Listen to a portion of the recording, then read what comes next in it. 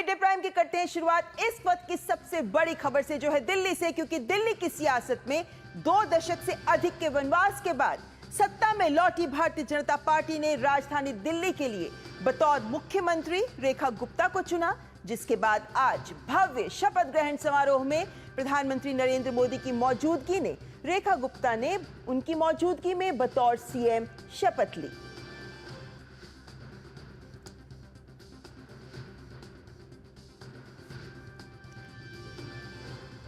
तो रेखा गुप्ता बन गई हैं चौथी महिला मुख्यमंत्री दिल्ली की, और भाजपा सरकार ने 27 साल बाद एक बार फिर दिल्ली की सत्ता पर कब्जा किया है। और ये बात दीगर है कि जिस तरीके के चुनावी वायदे बीजेपी के द्वारा किए गए थे 3 संकल्प पत्रों के द्वारा, उसके बाद अब बड़ी चुनौतियां इस सरकार के सामने कि वो तमाम वायदों को पूरा करे, क्योंकि वो तमाम वायदे वो वायदे हैं जिनसे दिल्ली का कायाकल्प हो जाएगा। और इस शपथ ग्रहण समारोह को बीजेपी ने भी आह्वान किया था कि ये है विकसित दिल्ली का शपथ ग्रहण समारोह, और ऐसे में दिल्ली की इस नई भाजपा सरकार से उम्मीदें बहुत ज्यादा हैं, क्योंकि ये है डबल इंजन की सरकार। तो ऐसे में दिल्ली को विकसित दिल्ली बनाने का एक संकल्प लिया है बीजेपी ने, और उसके मद्देनजर तमाम वायदे पर काम पहले से शुरू भी हो चुका है। जैसा हमने देखा, यमुना की सफाई का काम भी प्रशासन शुरू कर चुका है। और आज के शपथ ग्रहण समारोह में रेखा गुप्ता के साथ प्रवेश सिंह समेत 6 अन्य विधायकों ने भी मंत्री पद की शपथ ली, जिसमें आशीष सूद, मनजिंदर सिंह सिरसा, डॉक्टर पंकज कुमार सिंह, रविंद्र इंद्रराज सिंह, कपिल मिश्रा के नाम प्रमुख। इन 6 मंत्रियों ने आज मुख्यमंत्री रेखा गुप्ता के साथ शपथ ग्रहण की। तो 6 बड़े नाम जिनके माध्यम से तमाम सामाजिक समीकरण साधने का प्रयास रहा है, और ये 6 बड़े नाम जो देखें तो चाहे हम सिख समुदाय की बात करें, पूर्वांचलियों की बात करें, ब्राह्मण दलितों की बात करें, जाट की बात करें, ये तमाम वो समूह हैं जिन्होंने दिल्ली में सरकार का समर्थन किया। और दिल्ली वासियों के समर्थन से अब जब भाजपा सरकार बनी है, तो जो चेहरे 6 मंत्रियों के रूप में सामने आए हैं वो इन सभी समीकरणों को साधते ही नजर आए हैं। हमारे साथ हमारे संवाददाता शैलेंद्र मिश्र भी जुड़ गए हैं। शैलेंद्र, शपथ ग्रहण हो चुका है, अब आगे के लिए चुनौतियों पर है सबकी नजर, और वैसे भी पहले ही मुख्यमंत्री एक बयान में इस बात को स्पष्ट कर चुकी हैं कि जो प्रधानमंत्री का विजन है उसी को आगे और उसको पूरा करने का काम करेगी ये दिल्ली की नई सरकार। निश्चित तौर पर देखिए, चुनौतियां तो हैं ही। प्रधानमंत्री नरेंद्र मोदी ने भी कहा था जब जीत के जश्न में हम जानते हैं कि बीजेपी मुख्यालय में प्रधानमंत्री नरेंद्र मोदी का संबोधन हुआ था, सबसे बड़ी चुनौती यमुना को साफ करने की है, और उसके लिए एक एक्शन प्लान बनाकर काम होगा, और उसकी पहल हो चुकी है। इस वक्त हम दिखाएंगे, हमारे कैमरा मैन से कि दिखाएं कि ये शपथ ग्रहण समारोह खत्म होने के बाद किस तरह से रैला निकल रहा है, किस तरह से जो शपथ ग्रहण समारोह में शामिल होने जो दिल्ली की जनता आई हुई थी वो अब रामलीला मैदान से बाहर निकल रही है। देखिए, उत्साहित है, उत्साह से भरी हुई है, रोमांचित है, क्योंकि 27 वर्षों बाद बीजेपी की सरकार आई है, ढोल नगाड़े बज रहे हैं, और खासतौर पर जो महिलाएं हैं वो बड़ी संख्या में शपथ ग्रहण समारोह में उन्होंने हिस्सा लिया है। तो निश्चित तौर पर ये जो चुनौतियों की बात है, 10 साल का बैकलॉग पूरा करना है, दिल्ली को विश्व स्तरीय राजधानी बनानी है, तो वो चुनौतियां होंगी, इंफ्रास्ट्रक्चर की चुनौतियां होंगी, और तमाम कल्याणकारी योजनाओं को बेहतर तरीके से जमीन। शैलेंद्र, आपसे संपर्क हमारा टूट गया है, लेकिन ये जो बुजुर्ग है बड़ी उनको बात है आयुष्मान का लाभ मिलेगा, और साथ ही साथ आयुष्मान के दायरे। जी शैलेंद्र, जो दिल्ली में सरकार बनी है उसको लेकर एक बड़ी बात यही है, कही जा रही है कि जो भाजपा के कार्यकर्ता, जिनको ये संदेश दिया जाता है हर बार जब किसी भी राज्य में बीजेपी की सरकार बनती है कि कार्यकर्ता ही शीर्ष नेतृत्व तक पहुंच सकता है, उसके सपने रहते हैं। और जब रेखा गुप्ता को मुख्यमंत्री बनाया गया तो यही बात एक बार पुनः सामने आई कि किस तरीके से भाजपा अपने कार्यकर्ताओं को किसी भी शीर्ष स्थान तक पहुंचा सकती है। और जो मंत्रीगण भी बनाए गए हैं, काउंसलर्स हैं जो विधायक के तौर पर जीते, और उनको भी मंत्री पद दिया गया। शैलेंद्र, ये कितना बड़ा संदेश भाजपा के कार्यकर्ताओं के लिए एक बार पुनः सामने आया है, क्योंकि आज जब हमने देखा शपथ ग्रहण समारोह तो भारी तादाद में भाजपा के कार्यकर्ता और उनका उत्साह देखते बनता था। ढोल नगाड़े तो अब भी सुन रहे हैं। देखिए, 2 संगठन बहुत स्पष्ट है। तमाम बार बीजेपी अपनी जरूरतों के हिसाब से ऐसे नेताओं को जो किसी मंत्रिमंडल का हिस्सा होता है संगठन में भेजती है। संगठन में काम करने का बहुत महत्व है, ये भी संकेत मिला है। भले ही पहली बार की विधायक बनी है शालीमार बाग से रेखा गुप्ता, लेकिन संगठन का अनुभव है। महिला मोर्चा में राष्ट्रीय उपाध्यक्ष है, काउंसलर रही है और संगठन में काफी लंबा काम का एक अनुभव रहा है। तमाम सामाजिक और धार्मिक संस्थाओं की वो संरक्षक हैं या फिर उसमें एक सक्रिय तौर पर भागीदारी रही है। तो एक संकेत बहुत डाले या फिर मुख्यमंत्री रेखा गुप्ता कि ये जरूरी नहीं कि आपने विधायक के तौर पर ये कई बार आप अनुभव रहा हो या सांसद के तौर पर रहा हो। बीजेपी ऐसे नेताओं को आगे बढ़ाने में कोई कोर कसर नहीं छोड़ रही है जिनका अनुभव संगठन में लंबा रहा हो, यानी संगठन के काम का उनका बहुत हो, कार्यकर्ताओं के बीच उनका अनुभव रहा हो। तो ये भी एक बहुत महत्वपूर्ण है, क्योंकि बीजेपी के पास नए नेताओं की एक फेहरिस्त है। प्रधानमंत्री नरेंद्र मोदी कह चुके हैं कि राजनीति में 1 लाख नए युवाओं को लाना है। तो युवाओं के लिए एक बहुत बड़ा संदेश है कि आप आइए। तो शैलेंद्र, यही युवा ताकत हमें दिल्ली के मुख्यमंत्री के साथ साथ दिल्ली के मंत्रिमंडल में भी देखने को मिल रही है।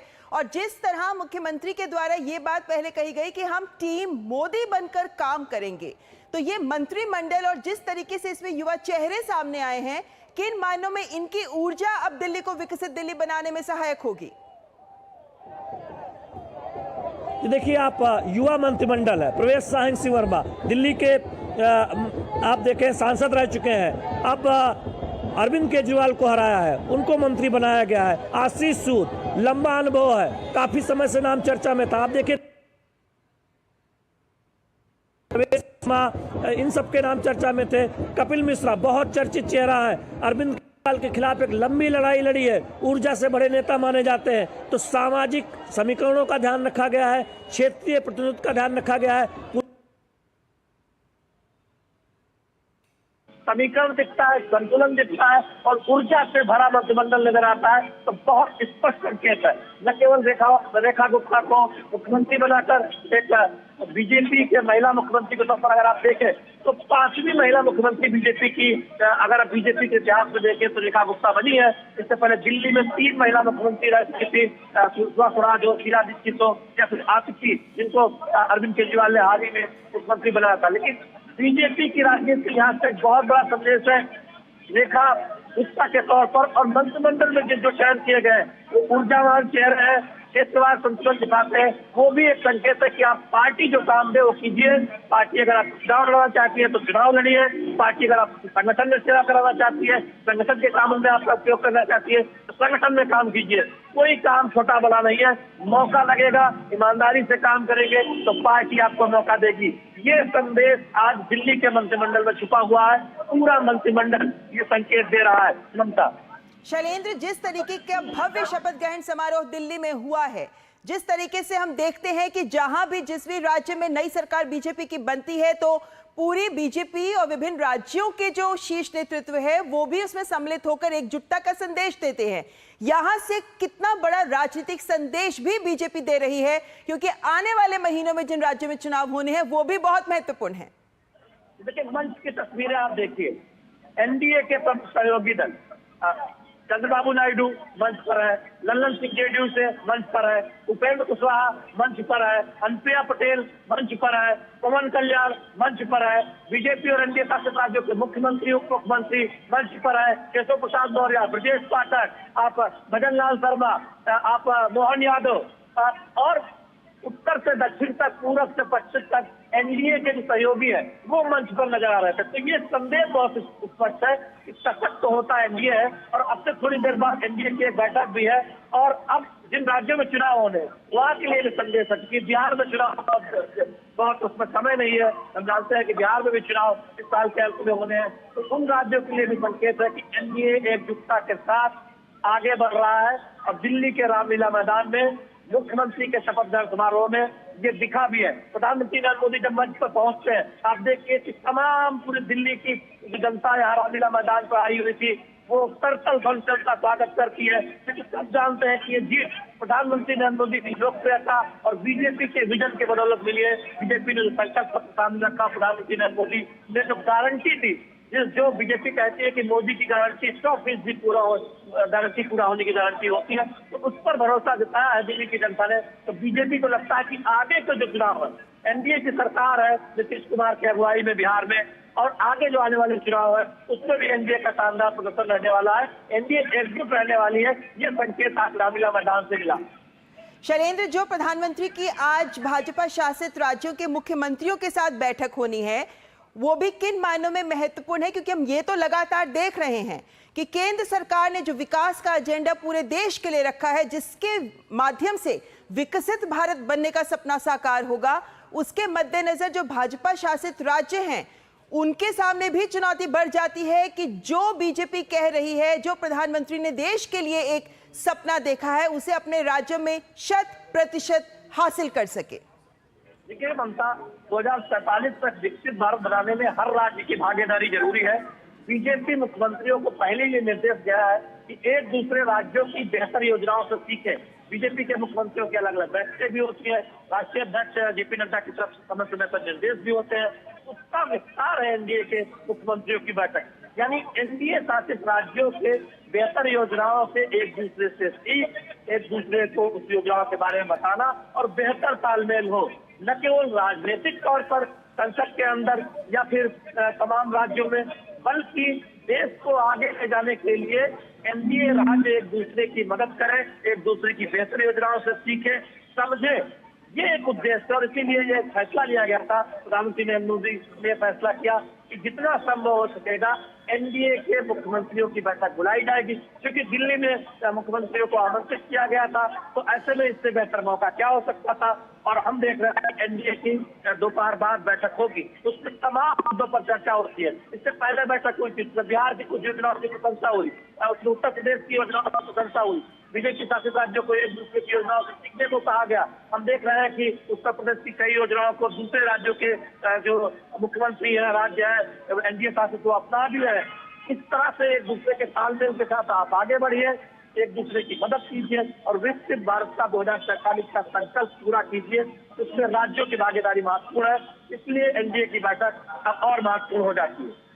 शैलेंद्र, जिस तरीके से हम देख रहे हैं कि राज्य दर राज्य बीजेपी जब नए चेहरों को मुख्यमंत्री के पद तक लेकर आती है, तो बहुत बार ये मुद्दा भी उठाया जाता है कि ये जो नए चेहरे लाए जा रहे हैं, इन्हें संगठन का तो बहुत विस्तृत अनुभव है, लेकिन इन्हें प्रशासन का अनुभव नहीं होता।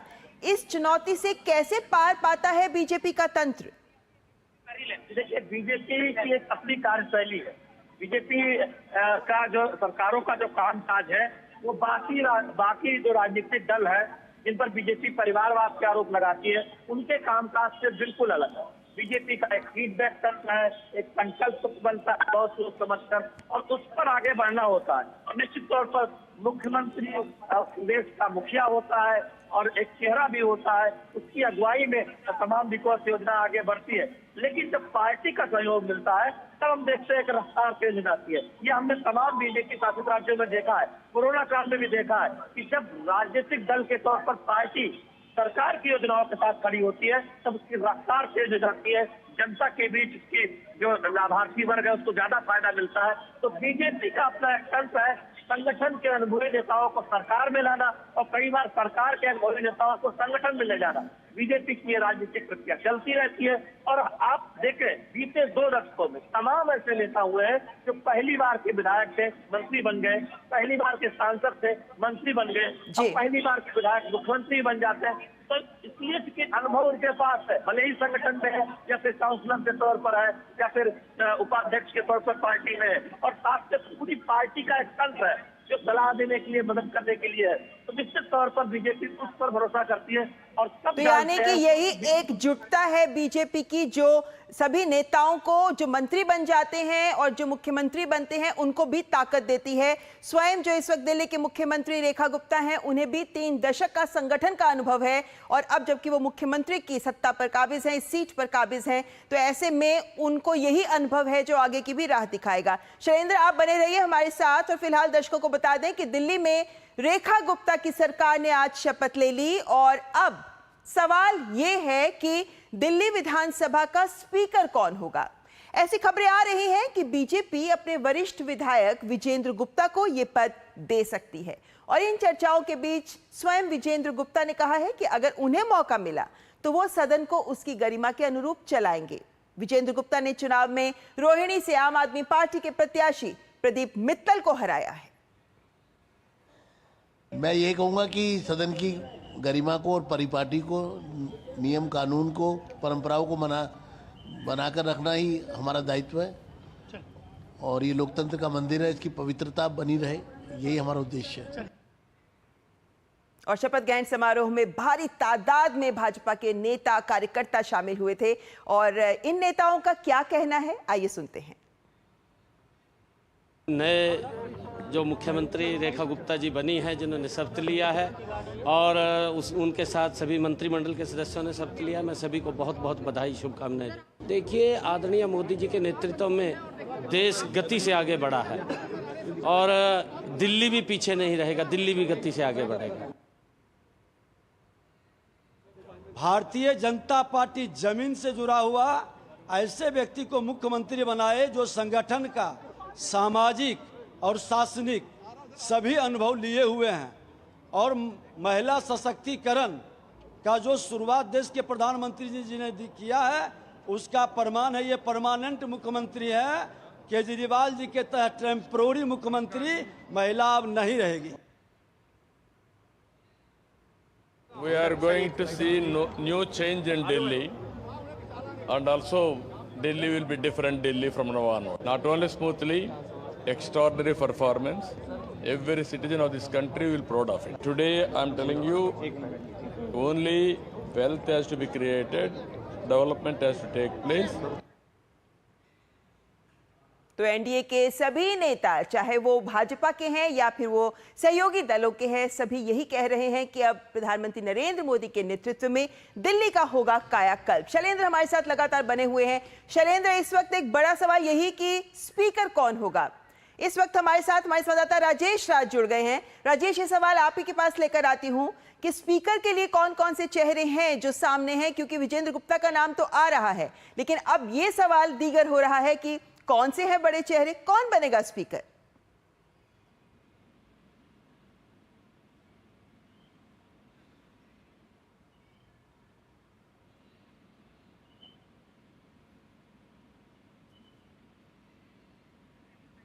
तो दिल्ली में नई सरकार ने शपथ ग्रहण कर ली है और दिल्ली मंत्रिमंडल के 6 चेहरे हमारे सामने हैं। 6 मंत्रियों ने जिन्होंने आज शपथ ली है और मुख्यमंत्री भी शपथ ले चुकी हैं। तो इसके बाद अब दिल्ली की सरकार का जब काम शुरू होगा तो नजर रहेगी इस बात पर भी कि पहली कैबिनेट के बैठक में क्या कुछ निर्णय लिए जाते हैं। हमारे संवाददाता राजेश राज हमारे साथ जुड़ गए हैं। राजेश, सबसे पहले यही सवाल लूंगी कि स्पीकर कौन हो सकता है। राजेश, आपको आवाज आ रही है तो जानना चाहेंगे आपसे। बिल्कुल बिल्कुल जी, आप मुझसे सवाल पूछ रही हैं। जी राजेश, आप ही से सवाल पूछ रही हूँ। देखिए, एनडीए की जो बैठक है, मैं एनडीए की बैठक कवर करने के लिए यहाँ पर मौजूद हूँ होटल इंपेरियल में, और तमाम जो पार्टी के, जो भारतीय जनता पार्टी और एनडीए शासित राज्यों के जो मुख्यमंत्री हैं, उप मुख्यमंत्री हैं, वो तमाम लोग यहाँ पर पहुंच गए हैं और अब बस इंतजार किया जा रहा है प्रधानमंत्री नरेंद्र मोदी का, और इसी के साथ ये एनडीए की जो बैठक है ये शुरू हो जाएगी। और रही बात विजेंद्र गुप्ता के स्पीकर बनने की, तो स्पीकर बनने का फैसला भारतीय जनता पार्टी को करना है और अभी इस पर अंतिम मुहर जो है वो नहीं लग पा रही है। और मैं अपने कैमरे की नजर से आपको अगर बताना चाहूँ तो दिल्ली प्रदेश भारतीय जनता पार्टी के तमाम जो नेता हैं वो यहाँ पर मौजूद हैं, चाहे वो बीरेंद्र सचदेवा हो, हर्ष मल्होत्रा हो, भास्कर स्वराज हो, मनोज तिवारी हो, रामवीर सिंह बिधूरी हैं, विजेंद्र गुप्ता भी यहाँ पर मौजूद है, और तमाम नेताओं को जो है वो जो मुख्यमंत्री और उप मुख्यमंत्री यहाँ पहुंच रहे हैं बैठक में, उनका अभिनंदन करने की जिम्मेदारी दिल्ली प्रदेश के भारतीय जनता पार्टी के नेताओं को दी गई है। और मैं आपको बताना चाहता हूं कि गृहमंत्री अमित शाह, बीजेपी के राष्ट्रीय अध्यक्ष जेपी नड्डा समेत अनेक जो पार्टी के वरीय नेता हैं वो इस बैठक में हैं।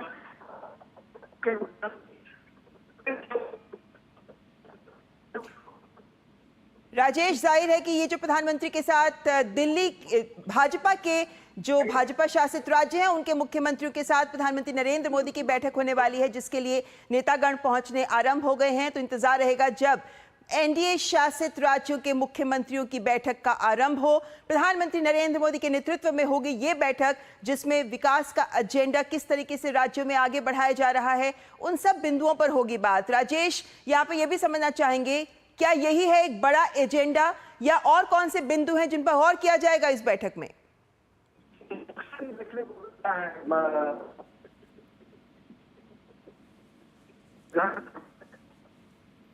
तो प्रधानमंत्री नरेंद्र मोदी की अध्यक्षता में होगी यह बैठक, और इस बैठक में चूंकि एनडीए शासित राज्यों के मुख्यमंत्रियों को लेकर यह बैठक हो रही है, तो जाहिर है कि इस बैठक में विकास को लेकर तमाम मुद्दे होंगे जिन पर चर्चा होगी। और प्रधानमंत्री नरेंद्र मोदी जो वक्त वक्त पर इस बात पर जोर देते रहे हैं कि सभी राज्यों को एक दूसरे से सीखना चाहिए, संघवाद की इसी भावना को सभी राज्यों के साथ आगे बढ़ाया जा रहा है। ऐसे में भाजपा या एनडीए शासित राज्यों के जो मुख्यमंत्री हैं उनके सामने भी एक तरीके से यह सवाल जरूर रहेगा कि किस तरीके से वो विकास के सभी गारंटीज को, विकास के सभी संकल्पों को जो एनडीए लेकर आगे बढ़ रही है, उनको किस तरीके से जमीन पर साकार किया जाए। सभी राज्य की हम जानते हैं कि केंद्र सरकार की सभी योजनाओं में सैचुरेशन यानी 100% लाभार्थी तक सभी योजनाएं पहुंचनी चाहिए, इस पर विशेष तौर से जोर दिया जाता है। जो पहल केंद्र के साथ की जा रही है, केंद्र के स्तर पर की जा रही हैं, विभिन्न राज्यों में वो जमीन पर कैसे साकार हो और पंक्ति में अंतिम स्थान पर खड़े व्यक्ति तक, लाभार्थी तक कैसे वो योजनाओं का लाभ पहुंचे, ये सुनिश्चित किया जाना बहुत जरूरी है, जिसको लेकर सारी सरकार मिलकर काम करती है। लेकिन जब भाजपा शासित या एनडीए शासित राज्यों की बात हो तो उनके सामने चुनौती और ज्यादा बढ़ जाती है, क्योंकि प्रधानमंत्री नरेंद्र मोदी के नेतृत्व में ये सभी मुख्यमंत्री इसी विकास की गाथा को आगे बढ़ाने में जुटे हुए हैं, काम कर रहे हैं। विकसित भारत के लिए अगर इस सपने को हमें हासिल करना है, 2047 तक भारत को विकसित भारत बनाना है, तो देश के सभी राज्य और सभी यूटीज को विकास करना होगा। कोई भी नागरिक इस विकास से वंचित ना हो, ये अत्यंत महत्वपूर्ण है। और इस बात को केंद्र सरकार चूंकि बखूबी समझती है, इसीलिए इस स्तर की बैठक प्रधानमंत्री नरेंद्र मोदी की अध्यक्षता में और ज्यादा अहमियत रखती है और अधिक महत्वपूर्ण हो जाती है।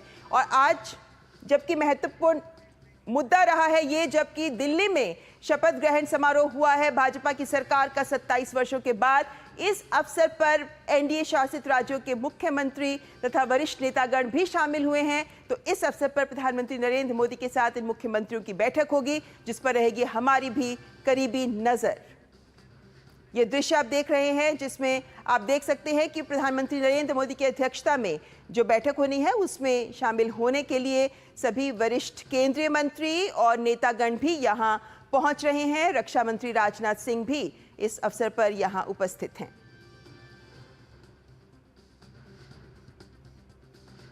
तो इस बैठक पर रहेगी हमारी भी करीबी नजर। क्या कुछ निकल कर आता है इस बैठक से वो तो आपको बताएंगे, लेकिन इस वक्त सबकी नजरें इस बात पर भी लगी हुई है कि जो दिल्ली में नई सरकार का शपथ ग्रहण हुआ है वो भी आप देख सकते हैं।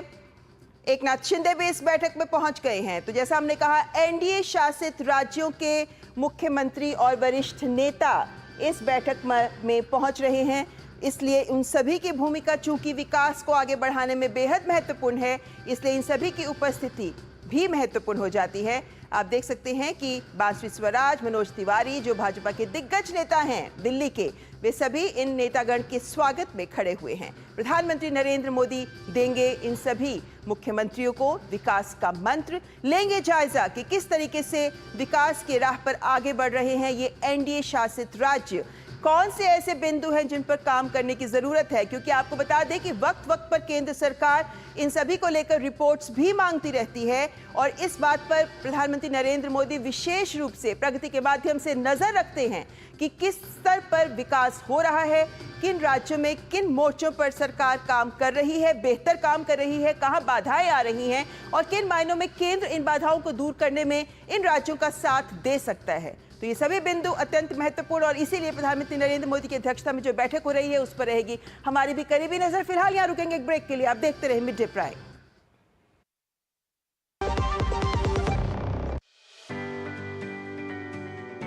Hi, I am Ravi, driving my CNG auto for many years.